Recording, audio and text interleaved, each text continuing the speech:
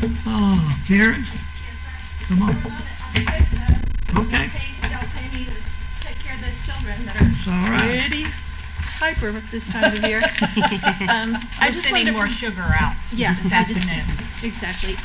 Bringing forth a concern that the association has concerning class size. We've been contacted by a number of teachers, many teachers, and actually now we're starting to get calls from parents about the pending change in schedules that'll happen after the new year. And although we understand that we cannot continue to support classes that are not meeting class number minimally, we also don't want to swing the pendulum the other way and have classes that are overcrowded. And the kind of numbers that we're hearing at a couple of our high schools are averaging 27 to 30 in core classrooms, and we're talking about dozens upon dozens upon dozens of these classes. And when it first started coming to our attention, we just, and still would like to be able to just kind of wait and see, because, you know, we're not dealing with hard numbers, and I know that they don't have the hard numbers yet. But at the same time, I don't want to catch you off guard once it does come to pass and these classes are overcrowded and going against the constitutional amendment that the state of Florida has on the books. And that's the rub that we have social studies teachers that are going to be in a real dilemma to teach the Constitution when we're thumbing our nose at it. So I guess I'm asking you to think about it. I don't know what approach we'll take as an association. I know we have a pretty good pulse on the rest of the state, and we have not heard anybody else doing this. It's real disconcerting when we hear district administrators, quote, unquote, say that, well, we only take FTE in October. And we may, Well, we'll probably need, registration, we'll have numbers when? Before Christmas or not until Oh, January? no, not till probably February. You mean for But next Karen- school year? No, I'm talking about. No, no. Oh, for right now, current I'm numbers. talking Oh, about, yeah, for second semester, How absolutely. many Karen- kids? Classes that have collapsed. but Now, ma'am, I Karen, mean, let me ask you this. yes, sir. I'm assuming that we met class size, class load amendment, In correct? October, in October, yeah. For okay. one day, I believe we did. Okay, but here's the point I'm asking. I'm assuming that, let's say that after the first of the year, that we now, from what I'm hearing you say, is surely that we are planning on continuing to abide by the class size amendment, because I feel certain that I can't imagine the state allowing us to all of a sudden say that, hey, we met it, so that we suppose they're now going to receive money from other districts that did not And make send it. a bunch of teachers home. Well, I can't imagine, Karen. The point I'm asking you is, and let me ask you, Ms. Superintendent, I assume that at some point we're still going to meet class size, class load amendments, correct? Well, we're going to do everything in our power to do that, but the principals have a finite amount of money. And some Yeah, but principals wait a minute, had wait a minute, before- overprojected. Let me ask you, what I'm saying Okay. is, We're making that attempt. yes. let's say that we revamping Niceville High School, Mhm. that in other words, we're fixing to have to close 30 or 40 sections. Mm-hmm. Okay, well, as we're closing them sections, I'm not hearing us say that we're now going to, by closing them, we're not going to be meeting class size amendment. And I can't imagine that if we now going to be expecting to get money from other districts because they didn't meet it, but now we're not meeting it, but we're going to get paid.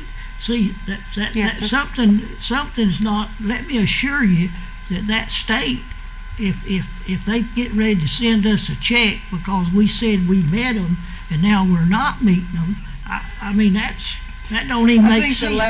there's the letter of the law and there's the spirit of the Right. law. Mhm. And And I the- think the spirit of the law intends for us to continue. Once we met it at a snapshot in time in October, I don't think the spirit of the law indicates that we're to go out and send 40 teachers home That's and correct. then overcrowd our classrooms. I don't think that's the intention And of that's the law not at what all. we're doing. Okay, and I think that's Absolutely, Karen's that is concern. not But I don't what want to we're put words that in is your mouth. certainly my concern, because that is certainly what we are getting a report of. Okay, and then this board needs a report that'd be why. right Yeah. after Christmas, or our first meeting in January, about what our enrollment looks like in all the classes. Well, and let's be clear on this, because I met with the Senate subcommittee. The legislators understand that class size cannot be funded. They certainly realize that statutorily and constitutionally it's there, but some things have to give. And right now, we're doing all we can to meet, as you said, the spirit and to the letter. But there's a finite amount of money that the district and the schools have, Karen, and we're going to do everything we can. But we have not sent teachers home. Right, To my and- knowledge, Mike, or he was He's here a not minute here. ago. And that is not the position that we're taking. Okay. And we're certainly not saying have any classes that are below the number that makes it feasible. But what we are saying is that it's, whether you call it the spirit or letter, it is the law. The And constitutional we law. are not going to be so vigilant that we're going looking for that 19th child and going to, make a big uproar over the 19th child in one class at one time at 1 second of the day. But 27 to 30 in upwards of 50 classes at a high school is nowhere near trying to make class size amendment. So I don't even think we need to call it class size amendment. It is our state's law. And we would expect, if we need to go back and use that jobs fund money that we're setting aside to make sure that those children get the same education as everybody else in the state of Florida is guaranteed to, then we do that. And we'll just have to look at next year. I kind of like what a senator of ours recently said about, it's one thing to fight the battle before the vote is taken. But once the vote is taken and the people have said, then it's our job to make sure that we stand with that law. Absolutely. And also part And of I'll that and Constitution I'll be waving that at him. says that they you know. would fund it. Right. And So, that is that's not a battle important. that I have to fight.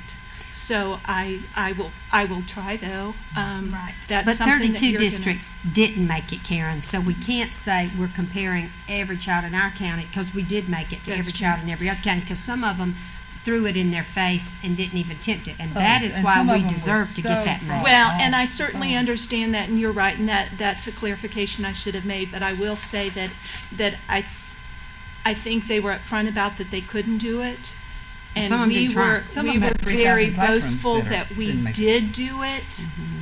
Very boastful in our local papers, and so now I don't want it to.